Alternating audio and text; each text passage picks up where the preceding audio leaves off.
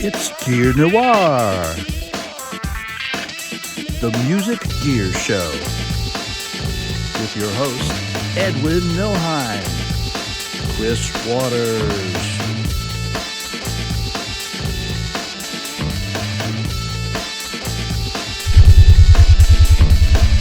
In today's episode, Trash Pandas.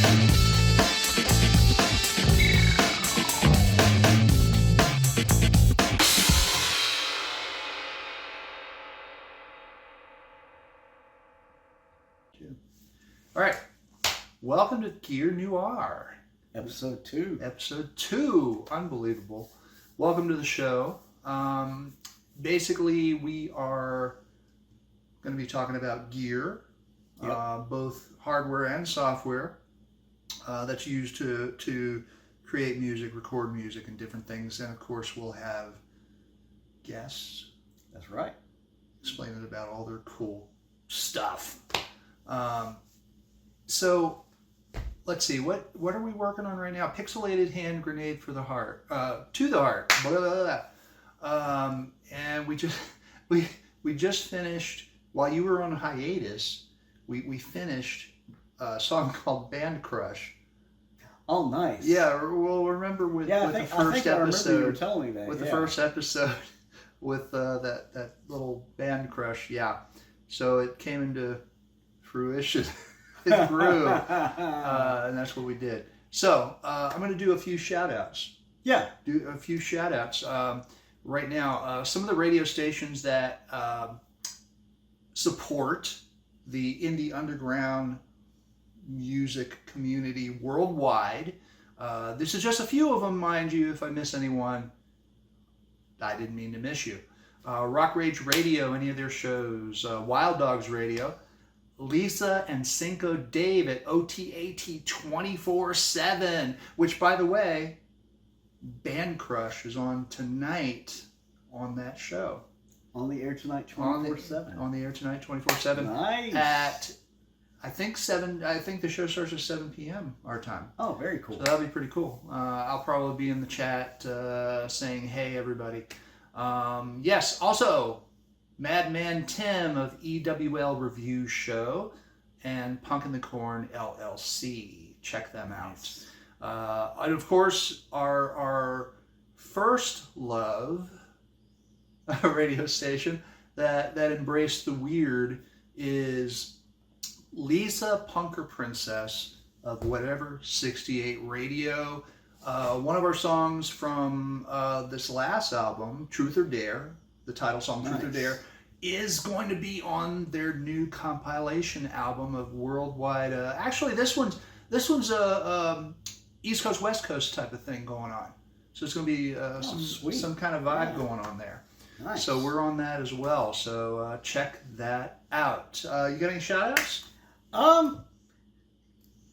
Let's see. You have to think about that one. Yeah. Yeah, because it's hard been not to miss a anyone. while. It's been a little while. Because you don't want to miss anyone. Because, I think you hit pretty much everybody. Yeah. And Box and Sticks. Yes. Another. Oh, bloody hell, yeah. Yeah, they Vox and Sticks, yeah, you don't want to forget them. Right. They started a movement on Facebook, and it is incredible. And we got some Neevage. Those in the know will know what I mean. Some Neevage. Okay, so what are we going to be talking about today is amp simulators. Ooh. Amp simulators. So now the ones we bring up doesn't necessarily mean we're saying, hey, these are the best ones. These are just some of the ones that I use when I'm mixing. So like, for instance, when you're sending me your bass stuff and we're doing guitar stuff and I'm re-putting them in through a bunch of stuff, I use things like Amplitude 5. Yeah. THU Overloud is another one I use. Those are my two go-tos. Now, we bought you, we surprised you. That's right. For Christmas and bought you Amplitude 5. Tell me about what you loved about that. What do you get out of it? I know you dig in. I love it.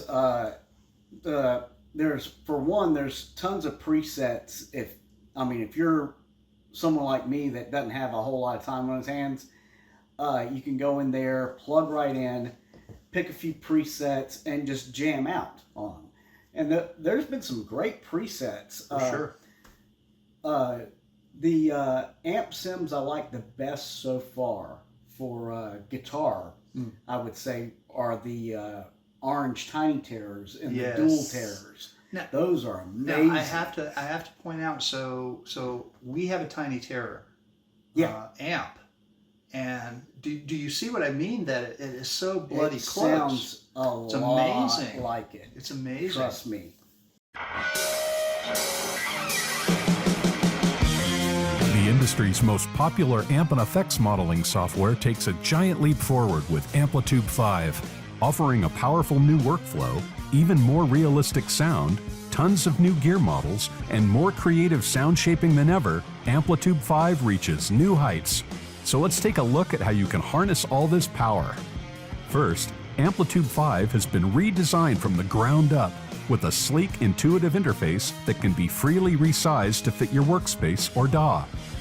Workflow is smoother and faster than ever with 3 main sections: chain, gear view, and gear selector. Thanks to the new drag and drop operation, creating and modifying gear chains is elevated to a whole new level.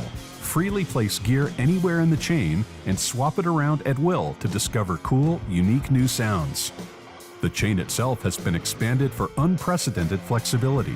You can now select up to 4 different configurations.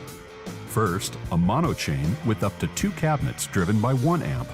2-way, drive 2 amps and 2 cabinets fed by a mono source. 3-way, 3 independent amps and cabs for wet, dry, wet, and other advanced setups. Parallel stereo, where a stereo source feeds 2 channels processed independently for true stereo operation, useful for double-tracked guitars or keyboards. The DI signal can also be routed before or after the initial stomp box section for added flexibility when blending back in with the processed sounds. And in all of these combinations, the gear view window stays linked to the chain for immediate visual reference and quick access to the parameters of whichever model you're adjusting. Speaking of gear, the already massive collection of stomps, amps, cabinets, microphones, and effects gets even bigger with 2 new stomps, 5 new amps, 1 new cab, and 19 new effects racks. Many of the best modules and T-racks redesigned specifically for Amplitude 5, plus 2 new rooms to place your cabinets in. But Amplitude 5 goes further, with over 100 completely redone cabinets in an all-new cab section. Our new volumetric impulse response, or VIR, uses powerful new impulse response technology to offer the most realistic cab sounds ever, at every position. For each cabinet, we measured 600 distinct IRs per speaker, so up to 2,400 IRs per cabinet, to capture the unique sound of each cab, the different microphones, and their precise 3D placement, and even the interaction of the floor and bleed from other speakers. With over 143,000 IRs in total, every amp in Amplitude 5 now sounds virtually indistinguishable from the real thing. You can also now import your own IRs and load them into Amplitude 5 with the option to tilt or resize them. And since all this new technology couldn't come without some eye candy, all of the legacy gear in Amplitude 5 sports a fresh, new photorealistic look to accompany their crisp new sound. All this gear goodness converges in an entirely new mixer section, where all the signals from each signal path plus DI can be mixed together for subtly layered textures or in-your-face wall of sound. And Amplitude 5 refreshes many of the best-loved features of previous versions, such as the 8-track recorder for laying down your ideas and instantly capturing new tracks. The looper, now with 2 tracks and infinite layers, an improved live mode for use with Stomp IO for live performances, and a new redesigned custom shop with advanced browsing and trial features, and an all-new preset browser with new filters and advanced search criteria. Amplitude 5 takes the sound, features, gear, and convenience of Amplitude to all new heights. This is no small step. This is truly a giant leap for amp kind. Take the leap now. Now, also there are cab sims as well, cab simulators with impulse responses. Now, I didn't know about impulse responses at first. I was just playing around with the amp sims. I didn't know anything about the impulse responses. Fluid IRs are supercharged impulse responses, able to capture more sonic detail than standard IRs.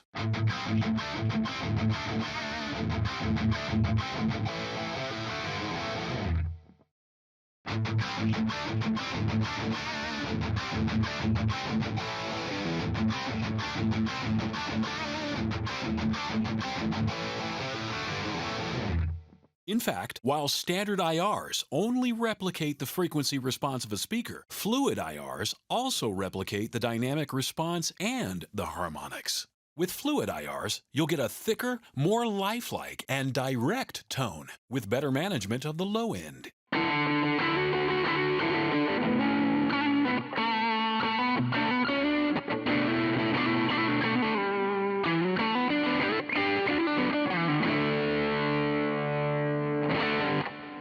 Starting with THU version 1.4.26, all the cabinets in THU and all of the super cabinet libraries have been updated to the fluid IRs. These icons indicate that a fluid IR is playing. You can disable the fluid engine in the preferences in order to step back to the legacy DSP. Let's explore in more detail on how the fluid IRs work.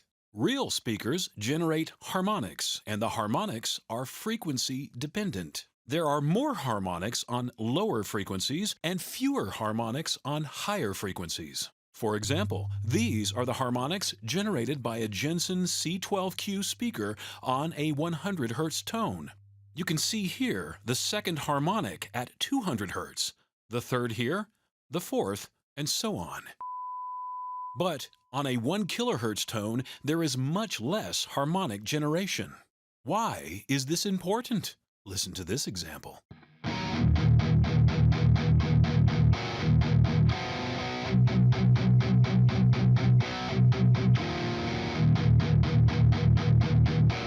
There is an excess of low frequencies while playing the palm muted parts. This usually does not happen in a real cabinet. In fact, speakers tend to compress the lower frequencies. They generate harmonics on the lows, which moves the energy to the mid and treble ranges during the transients, making the tone more naturally balanced, like this.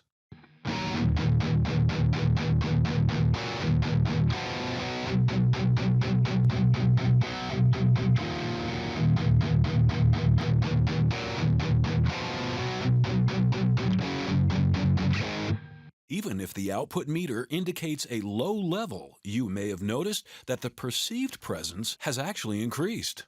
Standard IRs cannot reproduce harmonics. Look what happens if you play that 100 Hz tone through a normal IR. No harmonics are there. In contrast, the same tone processed with a fluid IR produces the exact same harmonics of the real speaker.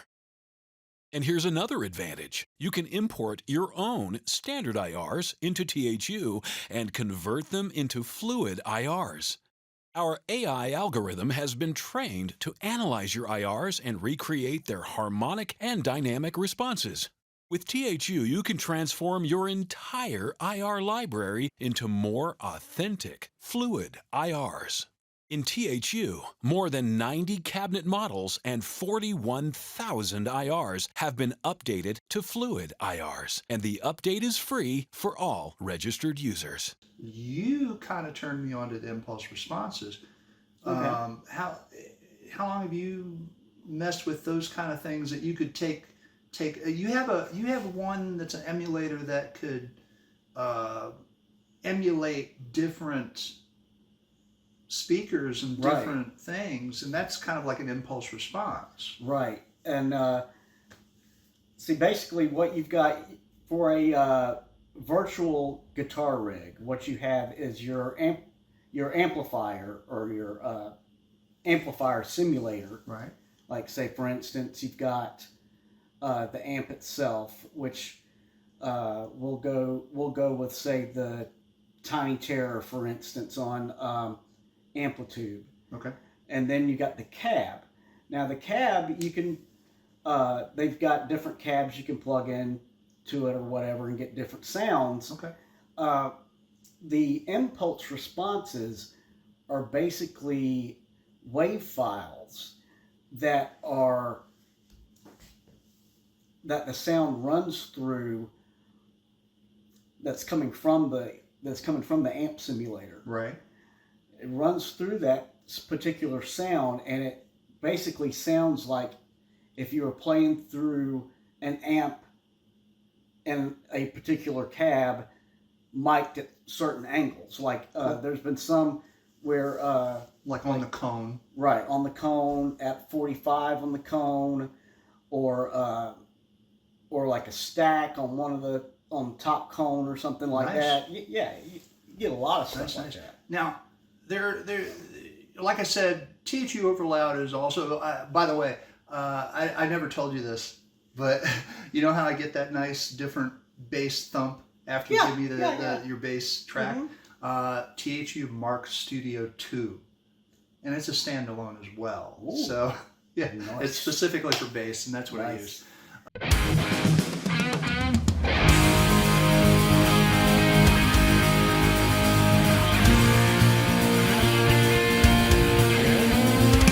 THU is the most advanced software modeler for guitar tones. THU seamlessly integrates modeling, capturing, and fluid IR processing into a single powerhouse plugin. With over 300 models, including premium emulations like the Centuria Overdrive and Tri-Chorus, THU sets a new standard in realism and tone. Each model is built using fluid modeling technology, a revolutionary process that enhances traditional analog modeling with real-world samples of the original amps. But THU goes beyond modeling. It gives you access to the largest collection ever of captured gear, featuring over 32,000 professionally sampled rigs from the world's top sound designers. You can incorporate them into the sound chain and fine-tune them to your personal preference.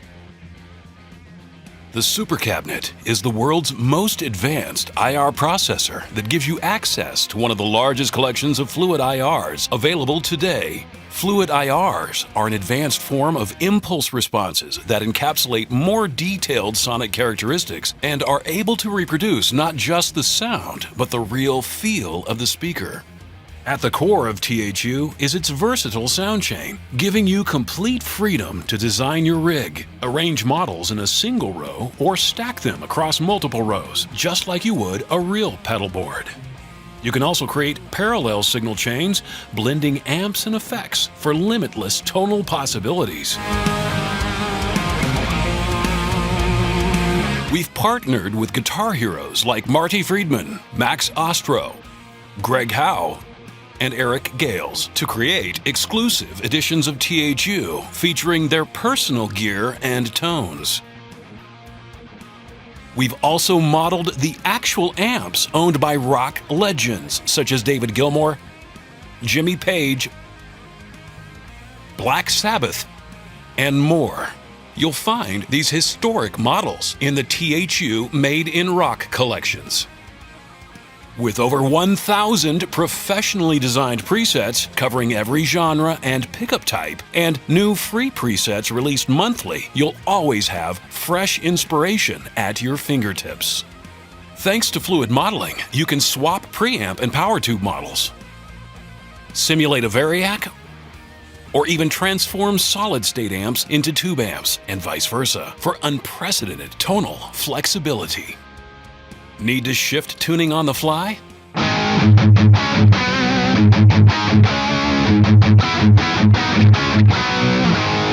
THU's polyphonic transpose function lets you adjust pitch instantly, all from the master panel.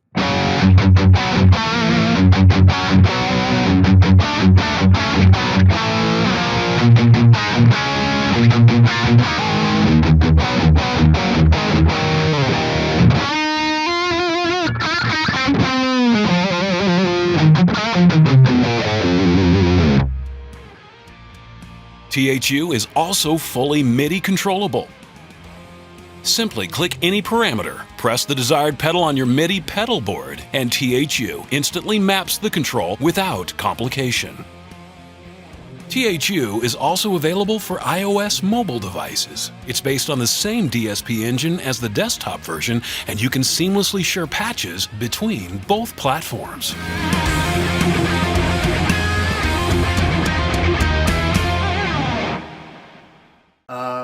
There are other amplifier and amp sims, of course. Waves Audio has a couple. They're not as robust as some others on the market, but Right. they'll get you by if you want to check them out. Guitar Rig 6, Positive Grid Bias FX2 Elite is another one I've heard about. Fractal Axe FX3. I've heard good things about the Fractal Axe effects. Okay. I know I haven't heard so much about the 3, but I heard a lot about the 2, because the 2 was kind of a now I think last time I looked, a 2 was like $2,000 almost or something Right. like that.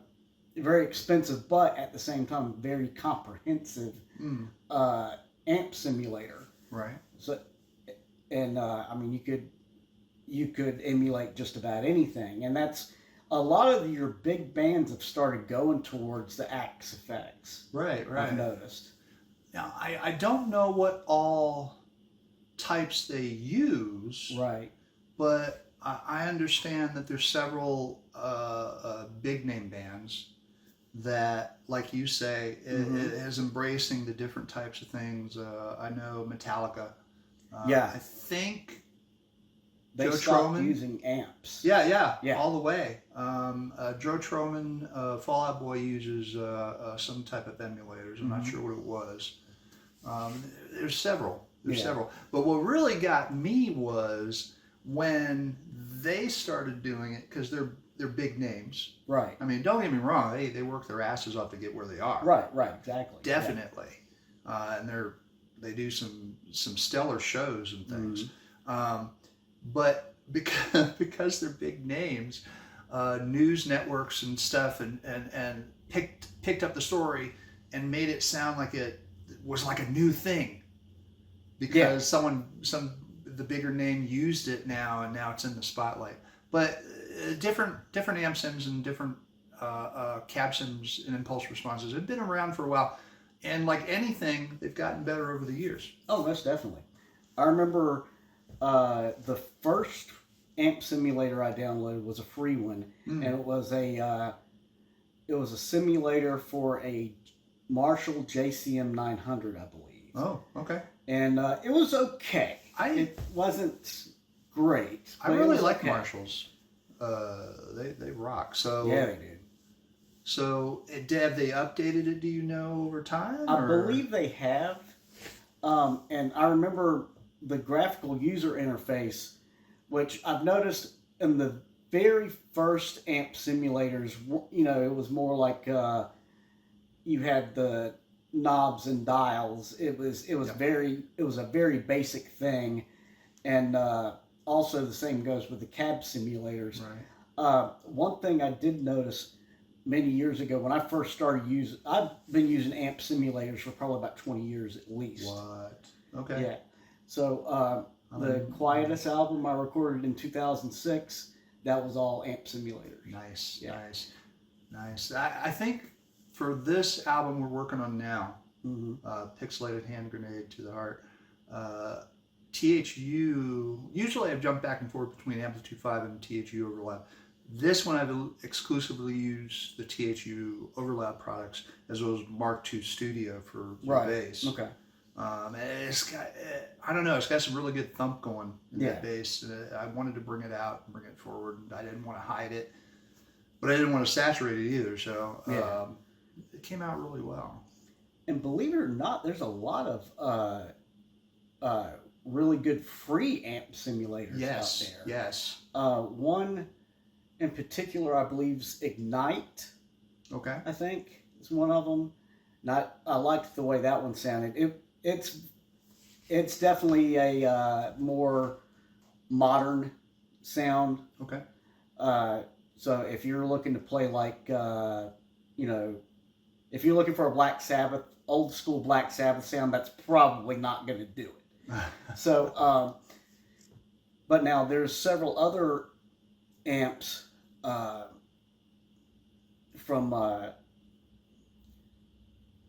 and if I'm pronouncing this wrong, please let us know. If we're butchering the name. Yeah.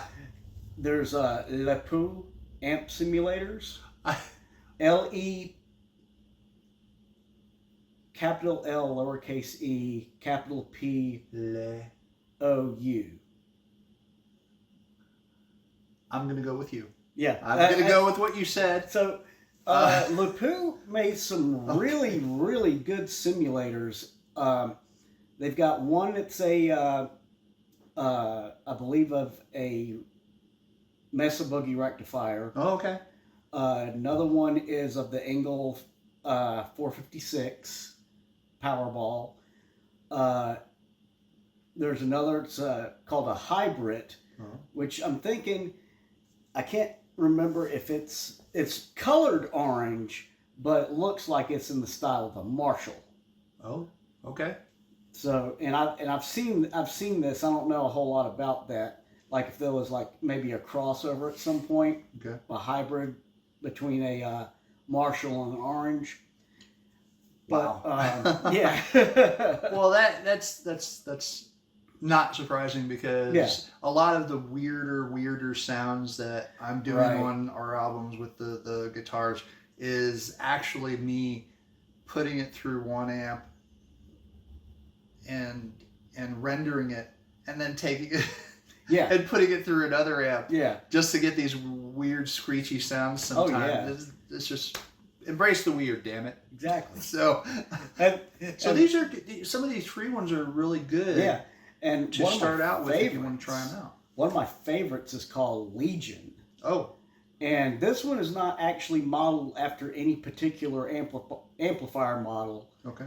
But I've been able to put that and kind of modify, different settings accordingly, like you would in a regular amplifier. Okay. And then use the Le Cab, which would use whatever impulse responses that you can download.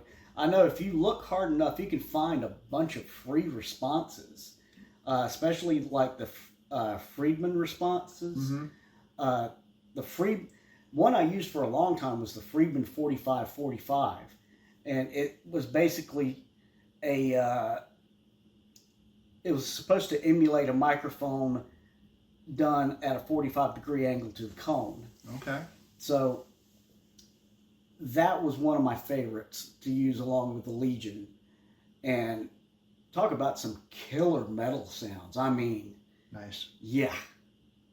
Really nice. Intense stuff. And then, of course, you can double track those, do the left and the right, and do a little bit of delay, and you got you a powerhouse. Now, and before we move on, one thing that we did neglect with these amp simulators and such, some of them are of course, will work in your DAW. Most of them will, that I know of.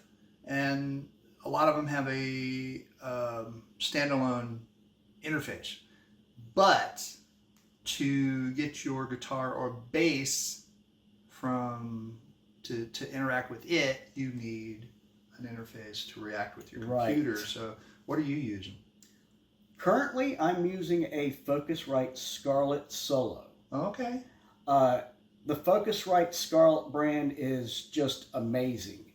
They're good.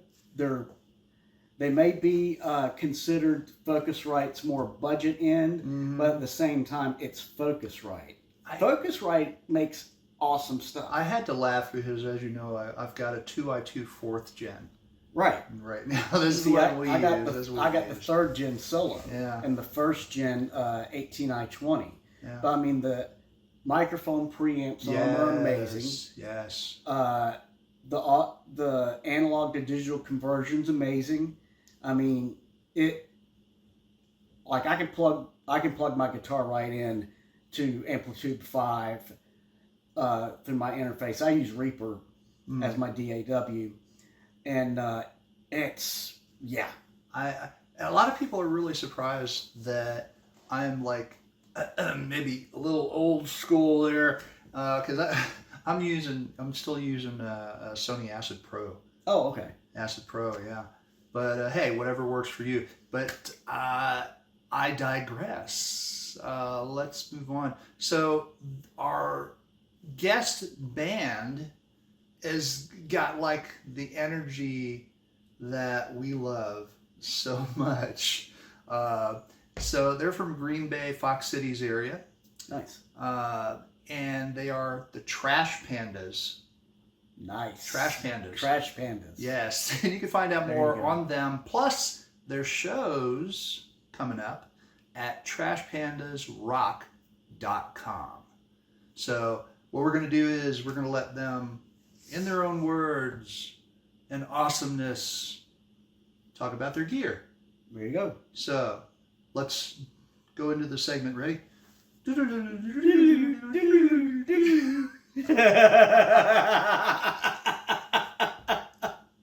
Trash Pandas. Trash Pandas. Right here.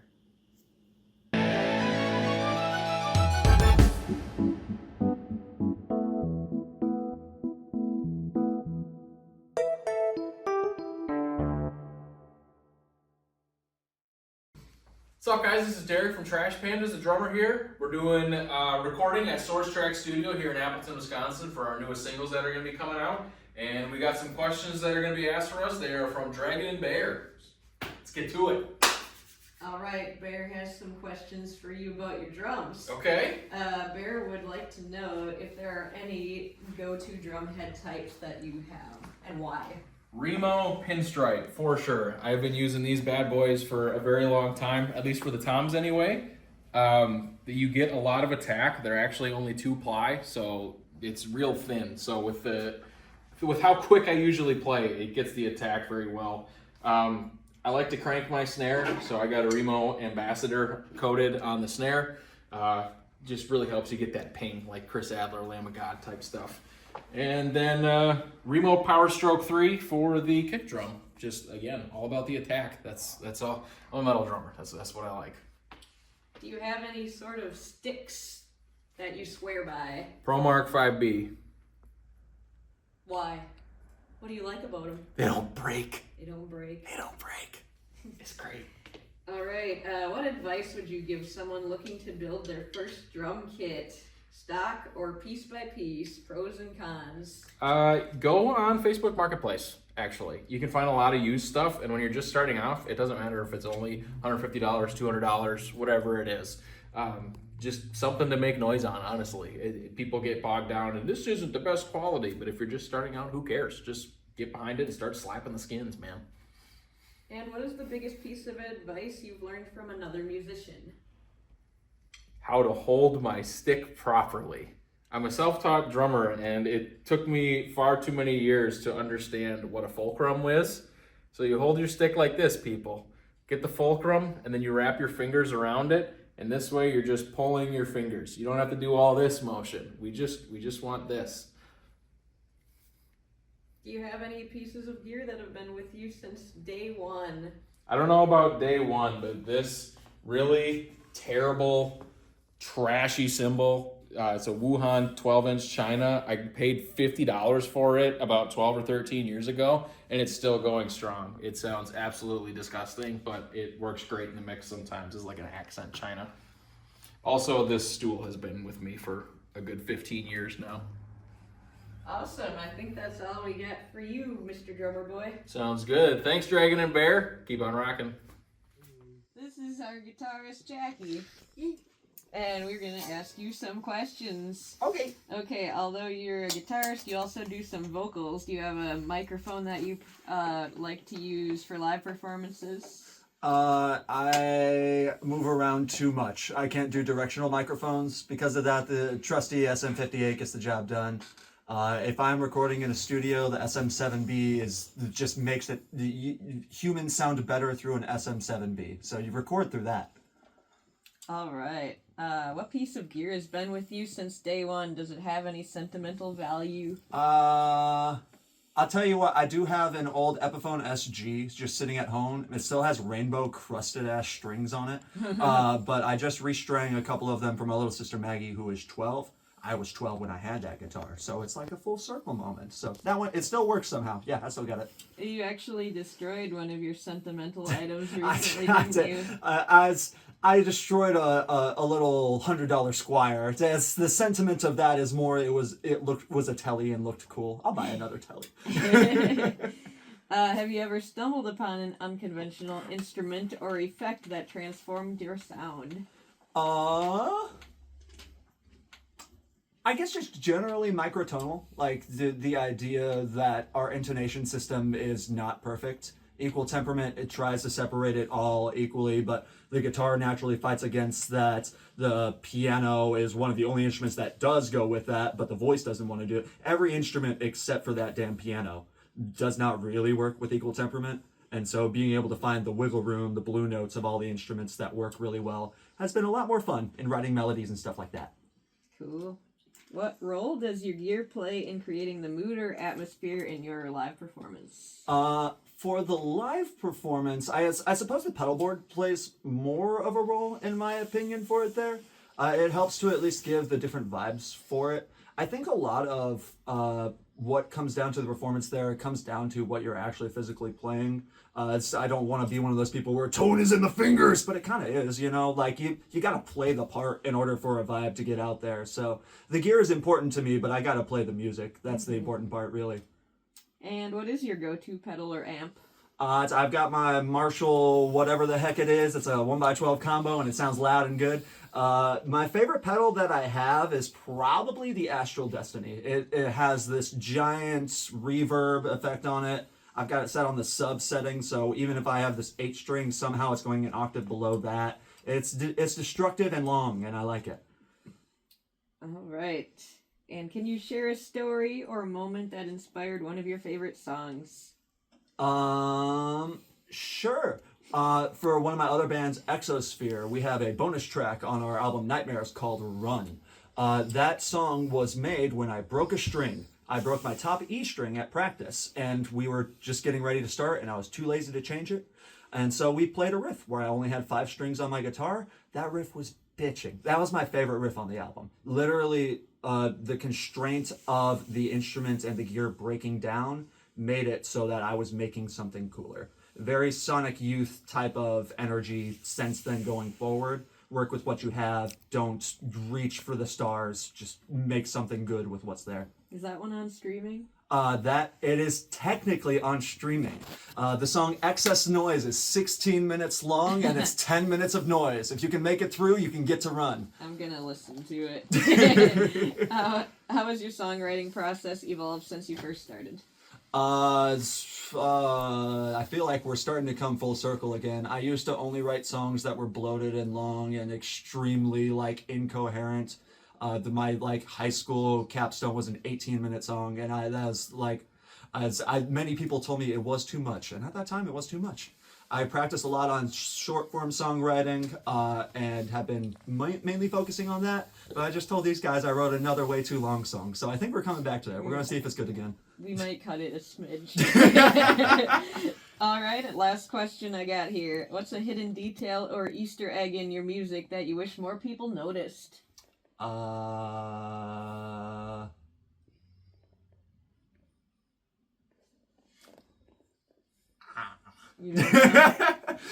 If you're listening to the music at all, that's fantastic and wonderful. I appreciate you for that. Anytime someone even says they have a favorite song, that's mind-blowing to me. As my opinions on things, it's hard for me to form strong ones about anything. Mm-hmm. And so for someone to have that about the music that we are creating is very cool. Hell yeah. Thanks, Jackie. Hello. Hi, introduce yourself. I am Jacob. I play guitar for Trash Pandas. Hey, Jacob. We have some questions for you, much like the ones we asked Jackie. And Derek. And, well, some of them. He got some different ones because he's a drummer. Silly drummer. Okay, what piece of gear has been with you since day one? Is it sentimental? I have this old LTD guitar that I got when I first started playing electric guitar. It is sitting in my closet right now, and I will refuse to sell it even though it barely works anymore. I love that thing.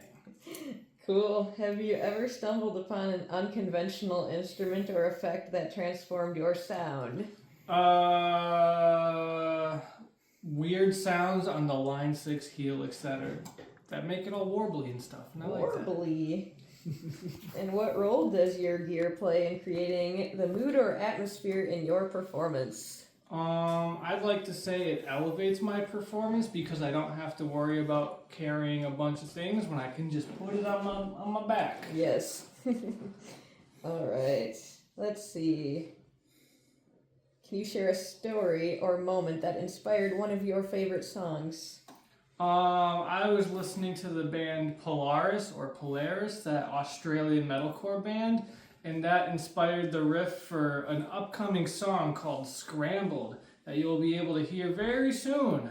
Or if you come to a show, you'll hear it there. On all streaming services streaming. quite soon. All right. And how has your songwriting process evolved since you first started playing? It's not as much riff salad, but there is still riff salad. Just the right amount of riff Side salad, salad of riff, yeah. Side salad of riff.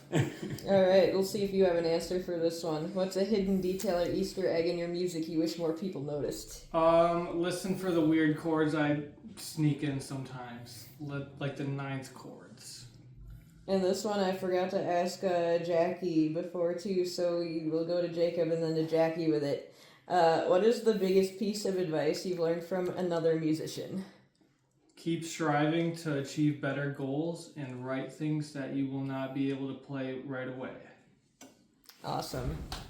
What is your answer, Jackie? Surround yourself with musicians who are better than you. The real answer to being able to do cool music is to have people that you know you can write for that will do cool things. I can do things with Trash Pandas that I cannot do with any other band. And I just wanted to point out, this is how you know that your guitarist is good. Look at that outfit. We got two Sandler core outfits, as Jacob likes to call it. And Both with the pink top here. I mean, we got it swagging up. You gotta have SpongeBob on there somewhere. Of course. Yes, we just finished recording 3 new tracks today. Yeah. Those will soon be on Spotify, and our album will be up on Spotify again soon as well under Rock Sun, because we have a label now. Yeah. What? Hello, what's your name? What do you do? My name is Lacey. I am the vocalist in Trash Pandas. Trash Pandas. That's crazy. What inspired that name, Trash Pandas? I thought that raccoons were cute and it sounded like a fun, punky name. We thought it was going to be a surf rock band when we started it. And look at where we are now. Yeah, crazy. now we're like a weird metal project that nobody knows what it is. That's right. We're going to confuse them more. What microphones do you prefer to use for a live performance? I like the Telefunken M80. It's very clear and concise, as long as the sound guy knows what they're doing. That's right. That's sometimes an issue. Any special one for recording that you like? They're actually pretty decent for recording, but for the most part, I just go with what David tells me, and he does a fantastic job. Yeah, Source Track Studios, that's the guy right there. Mm-hmm. What piece of gear has been with you since day one or has sentimental value? Well, I don't really use gear, so that's a hard one. But how long have you had the Telefunken? Telefunken, I've had 2 or 3 years now. Right. I started with just, the regular Shure SM57, whatever it is, and that was decent, but, I'm not that attached to anything. No, fair enough. It kind of goes into this question here. Does gear play a role in your creating, or is there one if it is? Not yet, but there are a few things I'm looking into. Like I have a telephone microphone that I want to start using more on stage once I figure that out. And I also have, I don't know what you're doing over there, Derek. You're a bad filmographer. I also have, what do you call those things that you yell into? A megaphone? Megaphone. I do have a megaphone. Oh, we should get something going with that. Yes. I feel like that would be an unconventional instrument or effect that we could stumble on to transform our sound very well. Let's see. not really pedal or amp using over there. But tell me, is there a lyric or melody that took on a completely new meaning after it was recorded? I think there are several songs that I have written that, you know, it's about one specific thing, and then as we move on, there's more things that come to mind, like, oh, this fits this situation.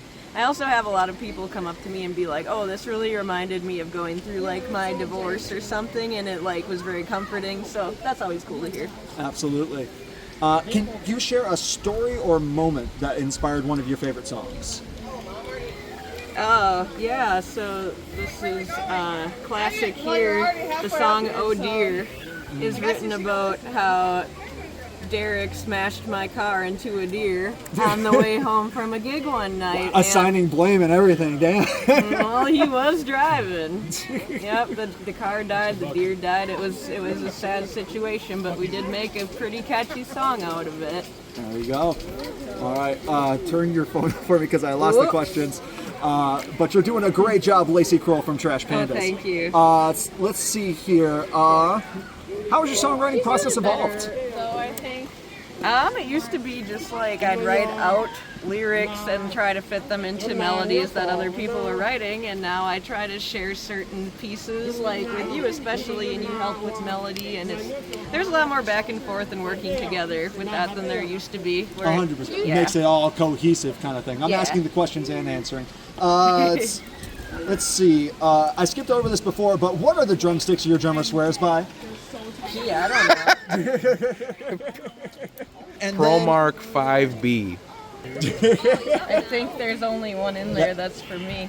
Fair enough. And then, biggest piece of advice you learned from any other musicians?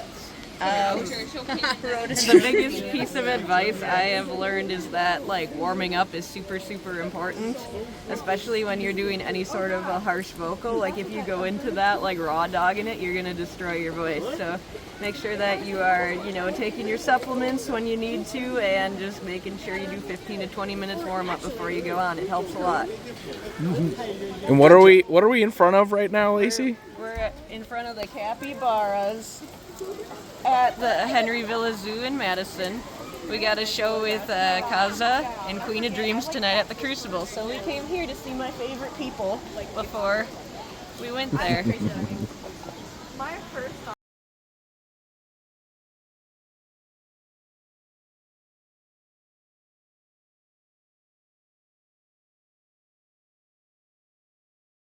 We're in frame. Are we okay?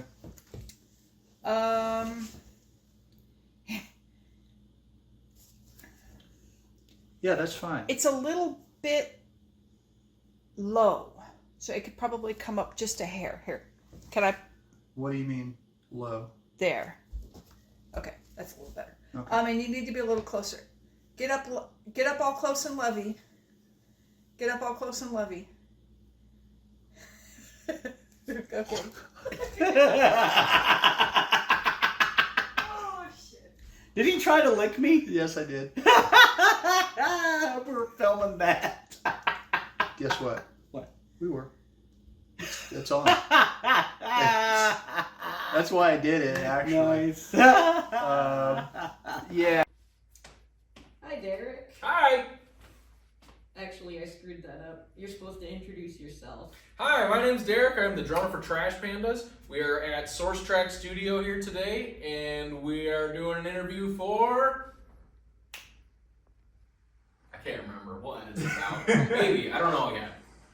I can't remember. Insert radio name. Dragon and Bear. Dragon and Bear. Okay. Are we recording? Hi. Okay.